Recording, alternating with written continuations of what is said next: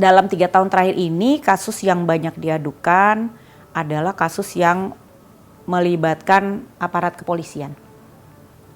Kepolisian sebagai pihak yang diadukan, ya.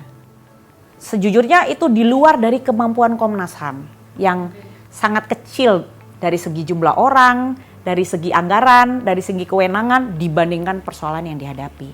Kan, saya juga ketika membaca ini penjelasan Pak Menko, saya kurang paham konteksnya, jadi saya juga tidak memberikan komentar terkait itu, begitu.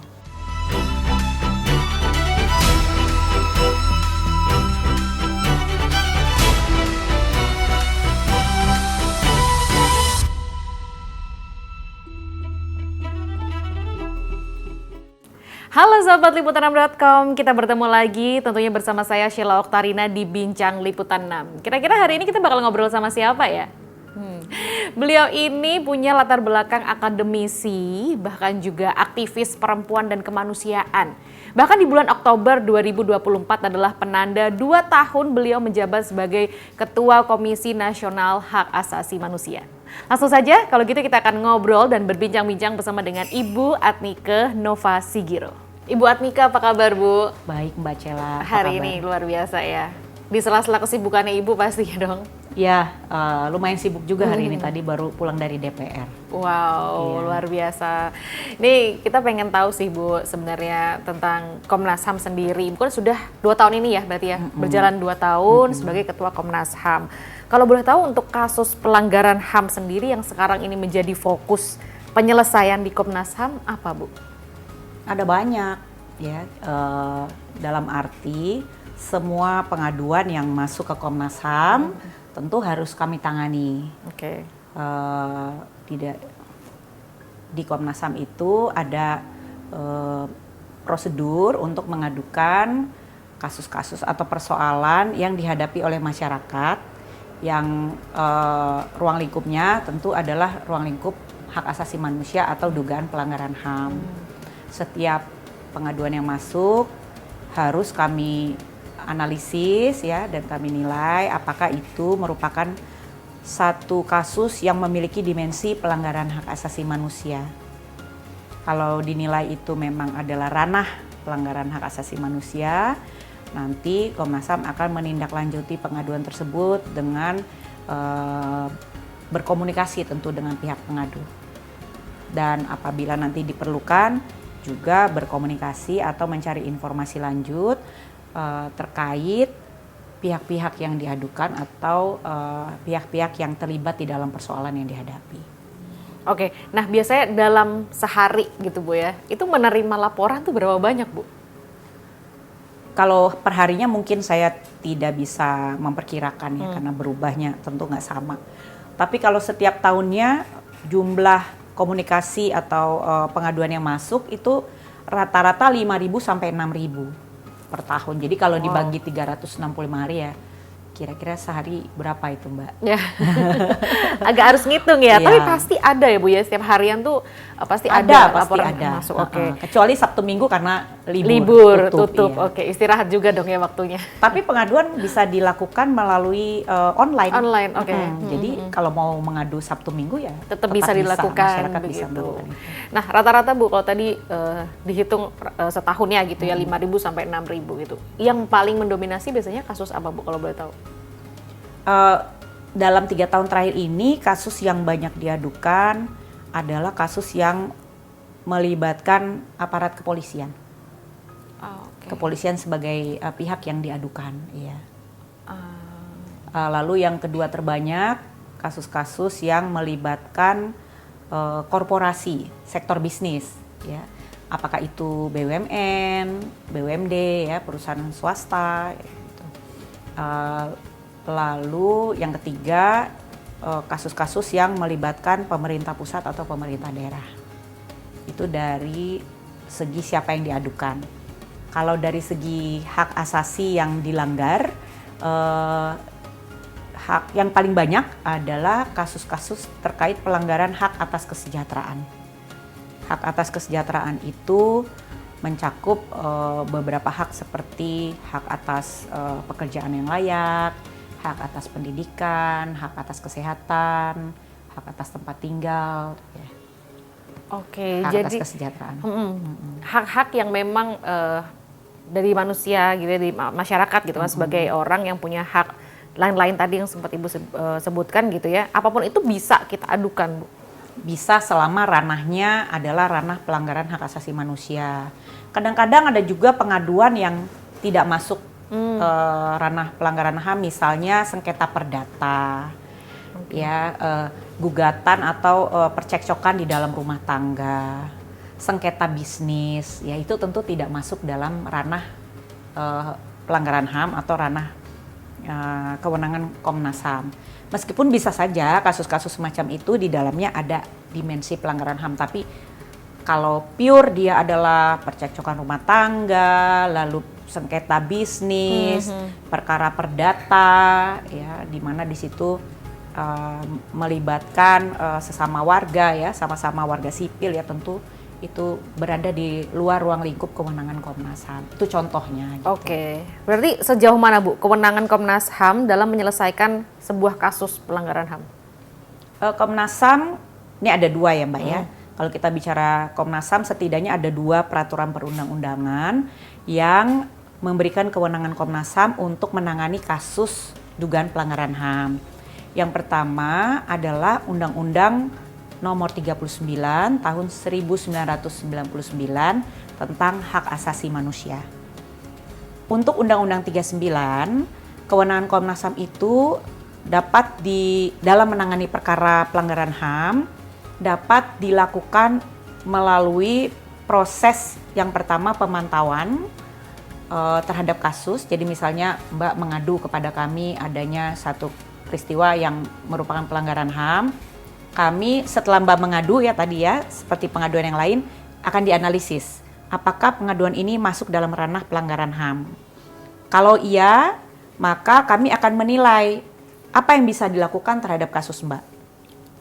Misalnya, kita harus melakukan pemantauan, mencari informasi kepada pihak-pihak terkait, mencari informasi terkait peristiwanya seperti apa, kalau ada bukti-bukti, ya, foto kah, dokumen-dokumen, ya, itu akan dikumpulkan, lalu akan dibuat rekomendasi. Kalau dia misalnya pelanggaran pidana, misalnya Mbak mengalami kekerasan, ya, dipukul atau kekerasan lainnya, tentu Komnas HAM bisa merekomendasikan agar aparat penegak hukum melakukan penegakan hukum. Oke, kalau Misalnya KDRT juga termasuk berarti, Bu? KDRT misalnya, KDRT tadi kan saya bilang percecokan rumah tangga nggak masuk. Kalau percekcokannya ya misalnya berantem, ngambek, ya, atau pergi dari rumah karena cekcok, ya itu tentu tidak bisa ditangani Komnas. Tapi misalnya di dalam rumah tangga suami istri, salah satunya melakukan kekerasan, memukul, mengintimidasi, mengunci atau apalah ya, kekerasan yang masuk dalam kekerasan fisik yang bisa dianggap sebagai pelanggaran pidana, tapi terus misalnya Mbak melapor ke polisi, polisi tidak mau mengusut, tidak mau melakukan penyelidikan, disitulah terjadi pelanggaran HAM. Nah itu bisa diadukan, sehingga Komnas HAM akan bilang kenapa polisi tidak melakukan penegakan hukum terhadap perkara ini, padahal ini adalah kejahatan atau patut diduga merupakan tindakan pelanggaran pidana. Di situ bisa, Mbak. Aparatnya berarti yang kita laporin ya? Iya, jadi kita akan mengatakan memberikan rekomendasi. Misalnya tadi kalau Mbak ngadu kepada kami, lalu dianalisis, aparat tidak melakukan penegakan hukum secara memadai, gitu. Kita akan memberikan rekomendasi. Jadi rekomendasi bukan hanya kepada aparat penegak hukum, tapi juga kepada pihak-pihak lain yang terlibat, ya. Kepada pemerintah juga bisa, misalnya itu terkait kebijakan. Ternyata nggak cukup nih kalau ada kekerasan dalam rumah tangga, kebijakan operasionalnya nggak cukup, atau perlindungan bagi korbannya tuh tidak ada mekanismenya atau tidak jelas, banyak masyarakat tidak tahu. Ya kita bisa juga berkomunikasi dari hasil pemantauan, membuat rekomendasi misalnya kepada Lembaga Perlindungan Saksi dan Korban bahwa Mbak misalnya sebagai korban seharusnya berhak mendapatkan perlindungan gitu. Jadi itu rekomendasi sifatnya. Yang kedua, dalam banyak kasus-kasus pelanggaran HAM, persoalan-persoalannya itu sebetulnya misalnya bukan ranah pidana ya, tetapi sengketa. Ada sengketa-sengketa yang dapat diselesaikan melalui upaya mediasi. Biasanya yang banyak ini terkait perkara-perkara sengketa properti, sengketa hak atas pekerjaan ya, misalnya upah, sengketa tanah, ya itu kan tidak, misalnya para pihak, misalnya Mbak memiliki rumah nih, banyak kasus di Indonesia ya, kemudian ada kebijakan untuk menggusur karena ada rencana-rencana lain gitu, pembangunan atau ada hal lain lah yang menyebabkan seseorang harus dipindahkan, misalnya dalam contoh kasus Rempang ya, itu sangat populer sekali itu kasus di tahun yang lalu. Persoalan itu bisa didorong agar para pihak, masyarakat dalam hal ini atau sektor bisnis atau pemerintah daerah maupun pusat agar mencoba mencari solusi. Jadi tidak langsung melihat sesuatu hitam di atas putih secara hukum, masyarakat tidak berhak pokoknya langsung digusur. Nah, itu hal yang bisa didiskusikan, gitu. Hal yang bisa dimediasikan. Kalau berhasil, para pihak bisa menyepakati, misalnya menyepakati adanya ganti rugi yang layak, menyepakati untuk berpindah tetapi mendapatkan tempat pindah yang baik, gitu ya. Itu namanya proses mediasi. Kami juga bisa menangani sebuah perkara atau sebuah kasus melalui proses mediasi. Jadi memang ada bagian-bagiannya ya, macam-macamnya mediasi, kemudian boleh diadukan juga. Terus ada juga yang namanya pelanggaran HAM berat ini, Bu. Ini mungkin banyak sahabat Liputan 6 yang masih belum paham gitu ya. Itu yang masuk kategori pelanggaran HAM berat itu apa aja sih, Bu? Nah, ini yang tadi saya mau bilang. Tadi satu Undang-Undang 39. Ya. Kalau pelanggaran HAM yang berat itu diatur berdasarkan Undang-Undang Nomor 26 Tahun 2000 tentang Pengadilan Hak Asasi Manusia. Ini adalah satu kejahatan pidana khusus, kejahatan pidana luar biasa yang diatur oleh Undang-Undang Pengadilan HAM yang menyebutkan ada dua jenis pidana pelanggaran HAM yang berat, yaitu kejahatan terhadap kemanusiaan dan kejahatan genosida. Jadi ada dua kejahatan saja yang diatur di dalam Undang-Undang Pengadilan HAM Indonesia, yaitu kejahatan terhadap kemanusiaan dan genosida. Jadi kalau menghilangkan nyawa orang pun itu juga termasuk pelanggaran HAM berat ya? Tidak, belum tentu. Belum tentu. Nah, tetapi kejahatan genosida, kejahatan terhadap kemanusiaan, bentuk tindakan pidananya bisa pembunuhan, ya, bisa perbudakan, bisa pengusiran. Tapi ada dimensi yang lebih serius dari konteks kejahatan pidana yang dilakukan, maka disebut berat. Nah, lantas orang sering bilang, berarti kalau yang lain-lain itu pelanggaran HAM yang tidak berat. Ya tidak juga, semua pelanggaran HAM pasti menimbulkan kerusakan, menimbulkan kerugian, ya, kerugian kepada individu, kerugian kepada masyarakat, gitu. Tetapi memang kalau kita mengatakan pelanggaran HAM yang berat, di situ ada dimensi yang lebih berat dalam arti dampaknya terhadap masyarakat, bahkan dampaknya terhadap sebuah bangsa, dampaknya terhadap satu kelompok masyarakat, ya, sehingga kejahatan-kejahatan yang dilakukan terhadap mereka, apakah itu pembunuhan, perkosaan, pengusiran, perbudakan, penyiksaan, dia dapat dikatakan sebagai pelanggaran HAM berat. Jadi ada derajat keseriusan dari kejahatannya. Oke, jadi ada kategorinya lagi tadi ya, derajat. Nah, kalau sekarang nih Bu di Komnas HAM, adakah sedang menangani kasus yang pelanggaran HAM berat, Bu? Ada nggak? Nah, jadi saya jelaskan dulu, Mbak. Penyelidikan pelanggaran HAM yang berat Komnas HAM dilakukan untuk membuat kesimpulan apakah satu peristiwa dapat dikatakan sebagai pelanggaran HAM yang berat. Misalnya yang baru saja dijalankan, kita eh,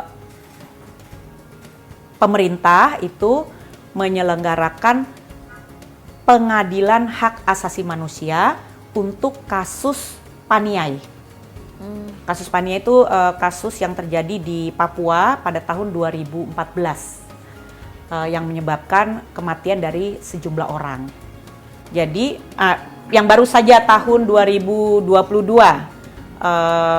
hingga 2023 awal itu ada persidangan untuk kasus paniai. Sebelum sebuah kasus itu dapat disidangkan di pengadilan HAM, maka Komnas HAM harus melakukan penyelidikan dugaan pelanggaran HAM yang berat. Dari penyelidikan itu, Komnas HAM akan membuat laporan penyelidikan melalui tentunya penyelidikan melalui wawancara, ya, permintaan keterangan, pengumpulan bukti-bukti, apakah dokumen, foto dan lain sebagainya, lalu dibuat laporan, lalu dianalisis apakah elemen-elemen kejahatan yang terjadi dalam peristiwa itu dapat dikategorikan sebagai pelanggaran HAM yang berat. Nah, maka tadi saya katakan, Mbak, peristiwanya mungkin sama, pembunuhan, perkosaan, ya, pemukulan atau ancaman terhadap fisik, tetapi belum tentu peristiwa itu dapat dikatakan sebagai pelanggaran HAM yang berat. Hanya dua jenis kejahatan, genosida dan kejahatan terhadap kemanusiaan, dan di dalamnya ada unsur-unsur yang harus dipenuhi. Kalau genosida apa? Untuk kejahatan genosida, tindakan untuk menyerang satu kelompok orang itu didasarkan atas identitas etnis, ras, agama atau asal-usul kebangsaan. Oke. Ya. Sementara untuk kejahatan kemanusiaan, satu kelompok orang ditargetkan bukan karena identitasnya, tapi misalnya bisa karena afiliasi politik, ya, atau karena mereka melakukan sesuatu yang tidak diinginkan oleh pihak yang lain, begitu. Tapi ada syaratnya, Mbak. Nggak semua karena tidak semua tindakan yang menyasar itu dapat dikatakan sebagai pelanggaran HAM yang berat. Ada unsur lain yang harus dipenuhi, yaitu tindakan itu harus dilakukan secara sistematis dan meluas. Jadi tingkatannya banyak. Maka saya katakan yang disebut pelanggaran HAM berat terutama dinilai karena dimensi kejahatannya, dampaknya luas, mendalam, dan serius. Wow, banyak layernya tadi ya, kategorinya Itu banyak dia, yang Ibu ya. sampaikan ya. Tidak berarti, saya potong ya, Mbak, kejahatan pembunuhan, tindakan-tindakan pidana yang lain tuh, oh itu berarti kejahatan kecil. Enggak. Semua ancaman terhadap jiwa, terhadap seseorang itu adalah tindakan yang harus mendapatkan perlindungan negara. Satu tindakan yang kita nilai pelanggaran pidana, tapi negara mengabaikan, tidak melakukan penegakan hukum, maka di situ terjadilah pelanggaran HAM. Bukan karena negara melakukan, tapi karena negara membiarkan orang. Pembiaran itu Nah, ya. kalau Mbak tadi misalnya mengalami KDRT atau di kantor ya mengalami intimidasi, tapi polisi tidak mau melakukan penegakan hukum, maka negara sudah melakukan pelanggaran HAM. Oh, I see. Bullying juga termasuk, Bu? Kalau tidak ditindak, pelanggaran HAM. Pelanggaran HAM juga Misalnya ya? ada, kan kalau bullying kita sekarang bicara tidak hanya di sekolah, tapi juga di lingkungan kerja juga bisa terjadi bullying ya. Diketahui secara jelas, ada bukti-bukti, bahkan ada korban. Ya. Lalu korbannya berusaha melapor kepada aparat penegak hukum, mencari perlindungan hukum, mencari keadilan, tapi tidak ditangani, ya itu terjadi pelanggaran HAM. Oke. Dari semua kasus gitu ya Bu ya, kita ngebahas soal pelanggaran berat di masa lalu mungkin ya. Apa sih kesulitannya ketika Komnas HAM menelusuri atau proses penyelesaiannya Bu? Kesulitannya apa? Masa lalu ini apa maksudnya, Mbak? Anything maybe. Istilah pelanggaran HAM masa lalu dalam konteks sejarah Indonesia itu pada umumnya merujuk pada sejumlah pelanggaran HAM yang terjadi dalam sistem politik yang otoriter. Oh, oke. Yang kita, terutama kalau kita memahami konteks politik atau sejarah politik Indonesia, katakanlah di masa Orde Baru, ya. Kenapa itu disebut masa lalu? Karena kan kita sudah lewat dari itu, sudah ada reformasi, kita sudah punya cita-cita untuk membentuk peradaban hak asasi dan lain sebagainya, termasuk membentuk Komnas HAM, amandemen konstitusi, adanya undang-undang HAM ya. Ada satu kebaruan di dalam peradaban Indonesia. Maka di masa lalu ada situasi di mana kita tidak mengenal bahwa satu tindakan, khususnya tindakan negara, itu sebetulnya adalah sebuah kejahatan. Nah, itulah yang disebut masa lalu itu ya, Mbak ya. Selain juga yang disebut masa lalu memang peristiwanya terjadi sudah lama sekali. Kita bicara peristiwa yang terjadi lebih dari 20 tahun yang lalu, 30 tahun yang lalu, 50 tahun yang lalu ya. Karena rezim Orde Baru aja itu 32 tahun lamanya memimpin Indonesia. Dari segi waktu, ketika kita berbicara masa lalu, maka tantangan yang pertama adalah orang-orang yang terlibat di dalam peristiwa itu, apakah sebagai korban, sebagai saksi, sebagai terduga pelaku, atau orang-orang yang terlibat, pada umumnya sudah tidak ada. Ya, orang yang terlibat, saksi dan sebagainya sudah tidak ada, atau sebagian besar tidak ada. Yang kedua, barang bukti. Kalau kita berbicara satu proses hukum ya, satu proses hukum pidana, selain saksi harus ada barang bukti. Kalau kita berbicara pembunuhan misalnya, kita bicara penyiksaan dan serangan-serangan terhadap fisik maupun psikis lainnya, bukti langsung ya Mbak. Misalnya Anda dipukul atau Anda disiksa, buktinya masih ada nggak kira-kira? Kalau terjadi 30 tahun yang lalu. Atau kalau buktinya adalah jenazah ya, atau pakaian, benda-benda dari berpuluh tahun yang lalu, kemungkinan besar buktinya sudah tidak ada. Jadi itu yang menjadi kesulitannya ya? Itu satu kesulitan. Dalam arti kalau kita menggunakan metode pembuktian pidana yang umum, maka sebagian besar tidak akan terpenuhi bukti-bukti dan saksi yang cukup itu. Gitu. Karena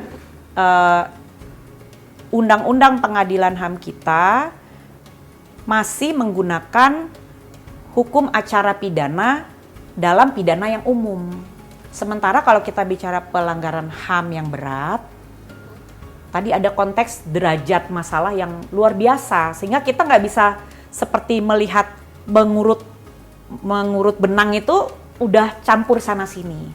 Maka biasanya untuk kejahatan-kejahatan pelanggaran HAM atau kejahatan yang serius diperlukan satu mekanisme khusus. Oke Bu, tadi udah dijelasin ya kesulitannya, hambatannya gitu ya. Yang mana kalau ngomongin masa lalu kan udah lama banget, mungkin kayaknya belum lahir ya saya. Tapi ketika lagi menjalankan penyelesaiannya atau prosesnya gitu ya, biasanya Komnas HAM itu ada tekanan-tekanan nggak sih Bu dari eksternal mungkin? Tekanan seperti apa Mbak? Komnas HAM itu senantiasa ditekan. Dalam arti ya, harapan kepada Komnas HAM untuk menyelesaikan pelanggaran hak asasi manusia, apakah itu pelanggaran HAM yang berat, pelanggaran HAM masa lalu, termasuk pelanggaran HAM yang terjadi saat ini, itu sangat besar. Sejujurnya itu di luar dari kemampuan Komnas HAM yang sangat kecil dari segi jumlah orang, dari segi anggaran, dari segi kewenangan dibandingkan persoalan yang dihadapi. Harapan itu di dalamnya eksplisit tentunya memberikan pressure kepada Komnas HAM untuk senantiasa mencari jawaban-jawaban yang dimungkinkan melalui tugas dan kewenangan yang kami miliki. Gitu. Masyarakat tiap hari demonya ke Komnas Mbak, yang melanggar HAM siapa yang didemo Komnas HAM. Itu kan bentuk harapan tetapi juga pressure ya kepada Komnas HAM. Kalau yang seperti itu banyak Mbak. Itu merupakan tekanan juga ya jadinya? Tekanan yang baik ya, positif ya. Nah, beberapa waktu lalu kan Menteri Koordinator Hukum, HAM, Imigrasi dan Pemasyarakatan Yusril Iza Mahendra bilang kalau tragedi 98 ini bukan pelanggaran HAM berat. Pendapat Ibu Adnika bagaimana Bu? Ini saya bisa jelaskan pertama-tama kalau kita pakai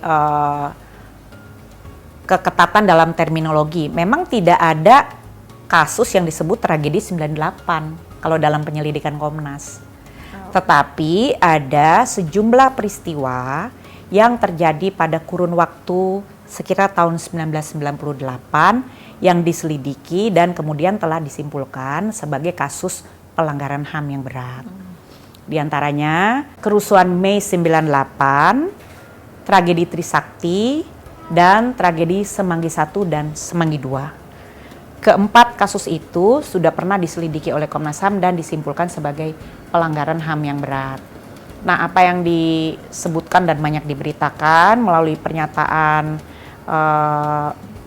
Bapak Menko Hukum dan HAM, Bapak Yusril Iza Mahendra, itu kan menggunakan istilah tragedi 98. Jadi ketika membaca itu saya pun kurang bisa memahami maksud dan konteks pernyataan itu gitu. Maka saya sendiri tidak memberikan komentar langsung.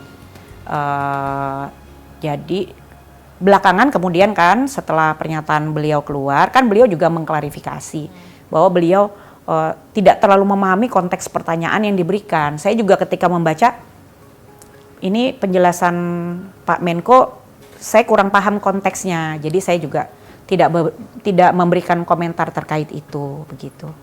Oke Bu, Komnas HAM mencatat ya ada 535 kasus pelanggaran HAM di IKN dan sejumlah proyek strategis nasional atau PSN itu periode 2022 sampai 2024. Ini konkretnya pelanggaran HAM seperti apa Bu emang yang terjadi? Bentuknya macam-macam ya. Kalau dalam kasus-kasus terkait PSN dan IKN, umumnya itu terkait dengan persoalan tata kelola tanah dan sumber daya alam. Karena kan proyek-proyek seperti PSN dan IKN itu pertama-tama membutuhkan lahan. Ya. Nah, di lahan di mana PSN dan IKN dibangun itu kan bukan lahan yang kosong sepenuhnya atau tidak ada yang hidup di sana sebelum proyek itu akan dijalankan. Nah, maka tentu ada masyarakat yang akan terdampak dari proyek-proyek yang membutuhkan lahan besar. Nah, itu adalah kasus terbanyak yang terjadi di dalam kasus-kasus terkait PSN dan IKN.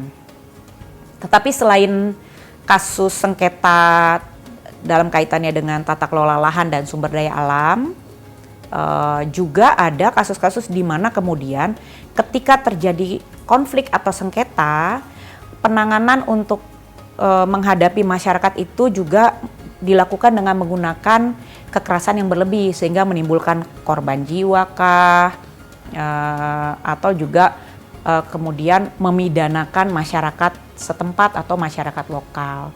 Nah, itu adalah pola-pola pelanggaran HAM yang banyak terjadi di dalam pelaksanaan proyek strategis nasional dan juga IKN. Oke, banyak juga ya memang ya. Tapi sampai sekarang itu bagaimana prosesnya Bu? Sudah ditangani kah? Setiap kasus pasti kami tangani ya, sebagaimana tadi kita terima aduannya, kita analisis, kita pantau, atau kalau mungkin kita lakukan mediasi. Oke. Berarti untuk hal seperti itu masih possible-nya mediasi ya? Untuk mendapatkan hak-hak juga kan tadi? Kalau dia sengketa di mana bisa dicari titik temu atau bisa ada solusi yang dapat disepakati, kita mediasi. Tapi untuk kasus kekerasan, Mbak, kalau sudah ada orang yang mengalami kekerasan, intimidasi, tentu harus ada penegakan hukum ya. Kan nggak bisa dimediasikan kalau sudah ada korban jiwa atau dipulihkan lah masyarakatnya. Oke, nah di tahun sekarang ini kan ada yang dibentuk Kementerian HAM ya. Apakah ini merupakan langkah begitu ya Bu ya, keseriusan pemerintah dalam penegakan HAM di masa depan? Bagaimana pendapat Ibu? Kalau tugas penegakan HAM itu ada di lembaga yudikatif atau aparat penegak hukum. Kalau kementerian itu, dalam hal ini misalnya Kementerian HAM, menurut pemahaman saya seharusnya memiliki fungsi eksekutif seperti kementerian lain. Ya, jadi kalau penegakan hukum tetap berada di polisi, jaksa, pengadilan gitu ya atau hakim. Nah, Komnas HAM sendiri itu adalah lembaga yang memiliki fungsi kuasi judicial. Kami bukan aparat penegak hukum, tapi kami bisa melaksanakan fungsi-fungsi penyelidikan yang dapat digunakan lebih lanjut oleh aparat penegak hukum. Apakah oleh polisi dalam hal terjadi tadi ya kekerasan yang kemudian kita rekomendasi untuk penegakan hukum, atau dalam pelanggaran HAM yang berat, maka hasil penyelidikan Komnas HAM digunakan sebagai dasar untuk melakukan penyidikan oleh Kejaksaan Agung.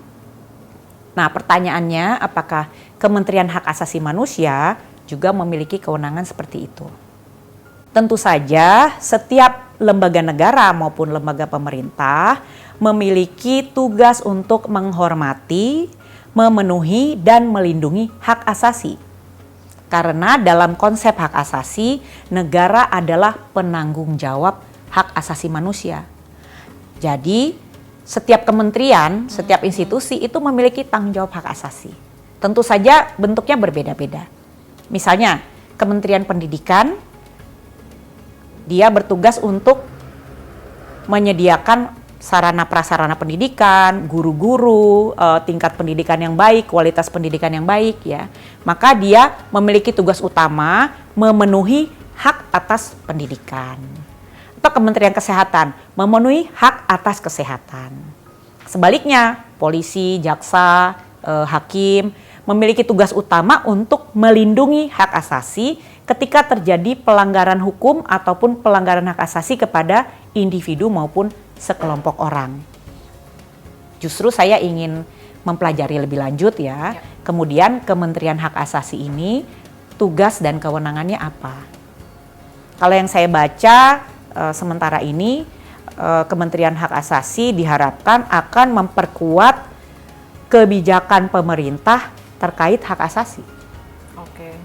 Ya, memajukan hak asasi melalui pengarus utamaan prinsip dan nilai hak asasi di dalam aturan-aturan pemerintah, peraturan pemerintah maupun kebijakan-kebijakan pemerintah baik melalui Kementerian Hak Asasi Manusia itu sendiri maupun kementerian yang lainnya. Tapi kami juga belum melakukan koordinasi dengan Kementerian HAM yang baru dibentuk. Jadi mungkin ke depan itu akan lebih jelas setelah kami melakukan koordinasi dan juga Kementerian HAM melakukan mungkin sosialisasi terhadap tugas dan fungsi dari Kementerian HAM yang baru. Oke, jadi nanti pasti ada kewenangan yang berbeda-beda ya Bu ya pastinya dong. Idealnya tentu jangan terjadi duplikasi ya kan, supaya sinergi. Kan persoalan HAM banyak sekali Mbak. Ya. Kalau kita mengerjakan hal yang sama tapi ada hal-hal lain yang tidak dikerjakan kan sayang ya. Oke. Mudah-mudahan akan terjadi sinergi dan saling melengkapi ya. Itu merupakan satu harapan Ibu? Oh ya, saya berharap semua kementerian lembaga memasukkan hak asasi sebagai prinsip dalam perencanaan, pelaksanaan dan evaluasi misalnya ya. Gitu. Dan mungkin Kementerian HAM akan sangat membantu karena sesama kementerian mungkin bisa saling mendukung ya, memperkuat gitu. Kalau Komnas HAM kan tidak selalu bisa melakukan koordinasi dalam kerangka kelembagaan karena kami kan memiliki banyak fungsi untuk melakukan penegakan HAM, harus melakukan pemantauan kasus dan lain sebagainya. Lantas yang memperkuat kebijakan ini siapa? Ya mudah-mudahan itu Kementerian HAM. Dari Kementerian HAM. Iya. Oke. Untuk Komnas HAM sendiri harapannya ke depan dari Ibu seperti apa? Sebagai anggota Komnas HAM dan juga Ketua Komnas HAM tentu saya berharap bahwa pemerintah akan senantiasa mendukung fungsi kelembagaan Komnas HAM. Bagaimana mendukungnya? Tentu yang pertama dengan menyediakan sumber daya yang cukup. Sumber daya yang cukup itu kita tidak hanya bicara sumber daya dalam arti finansial ya atau uang, tetapi juga aparaturnya, kompetensinya ya, dan juga kewenangannya gitu.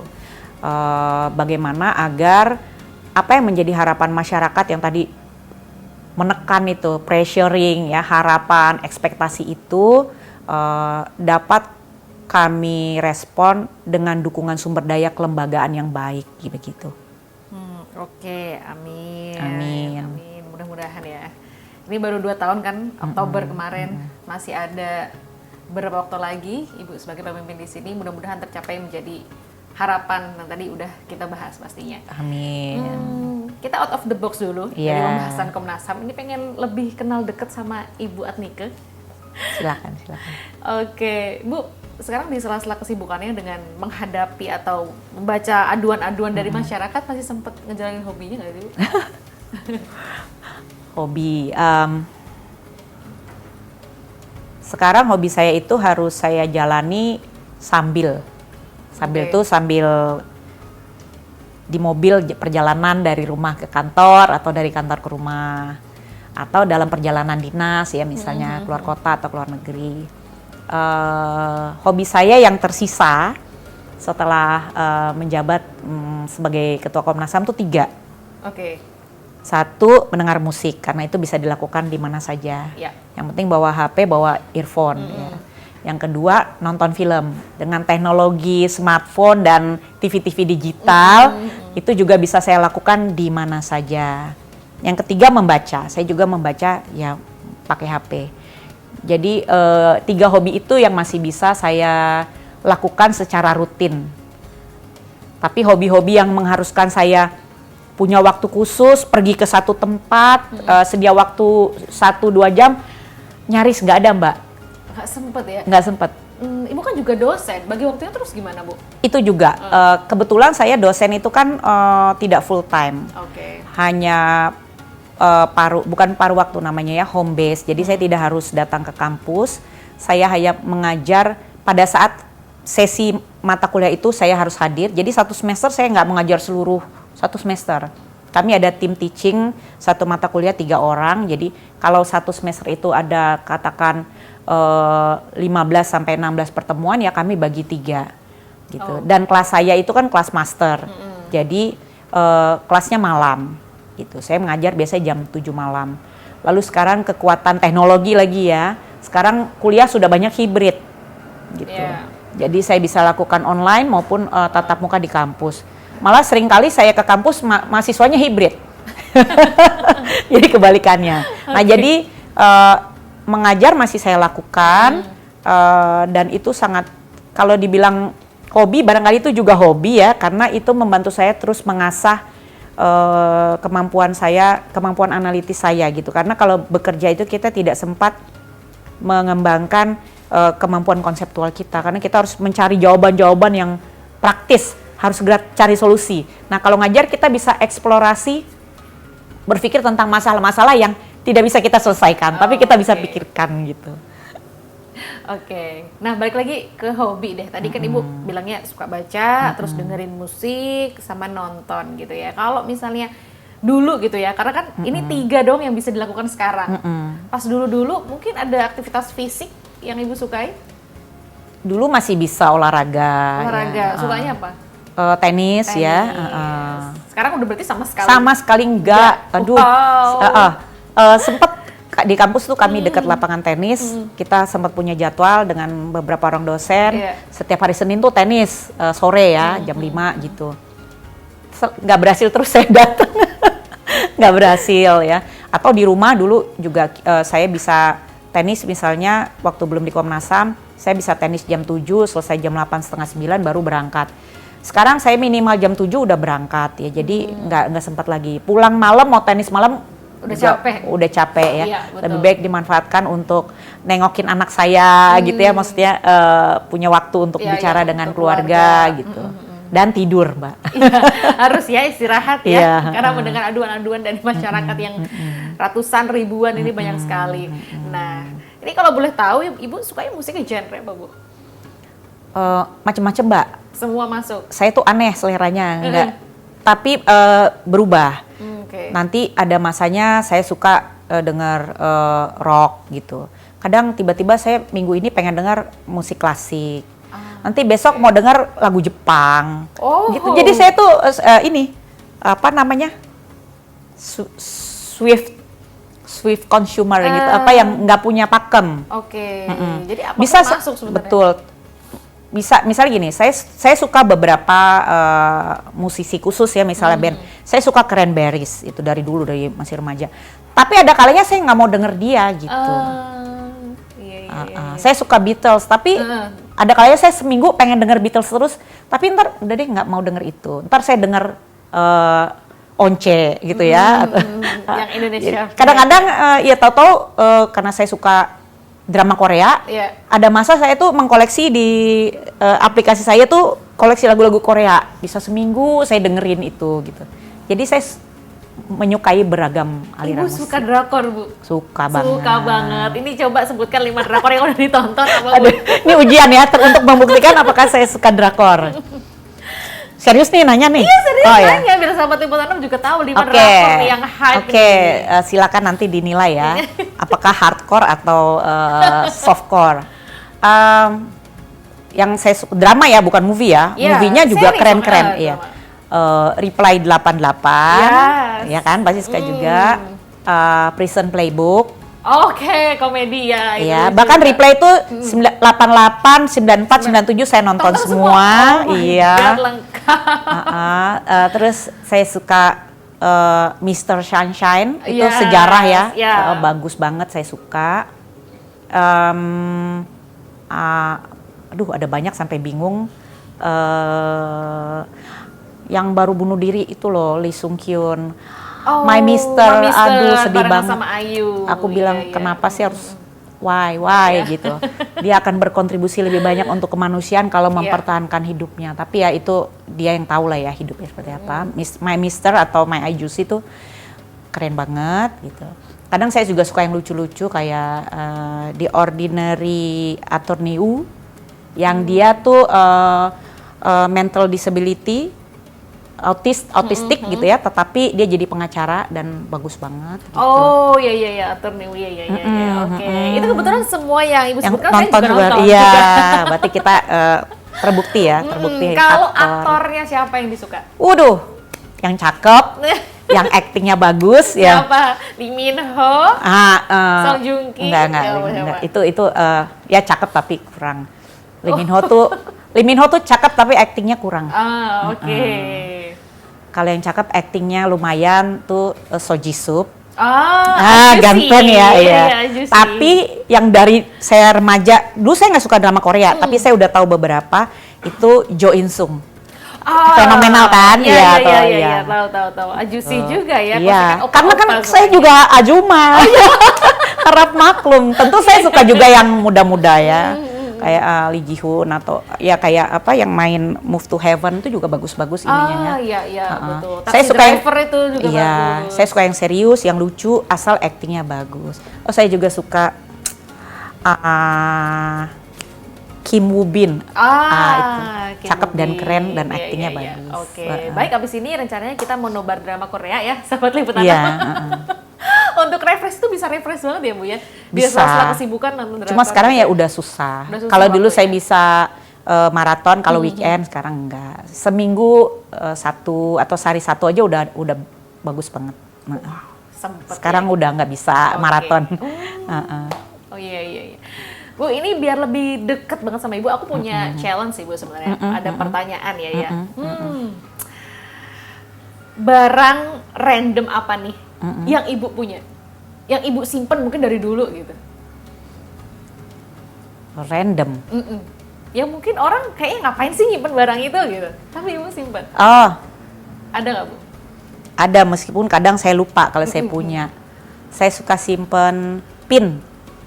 Kan kalau kita, ada 2 yang saya suka simpen. Tapi nggak simpen, saya pakai bahkan. Saya suka pin, kalau pin yang bulat-bulat itu loh.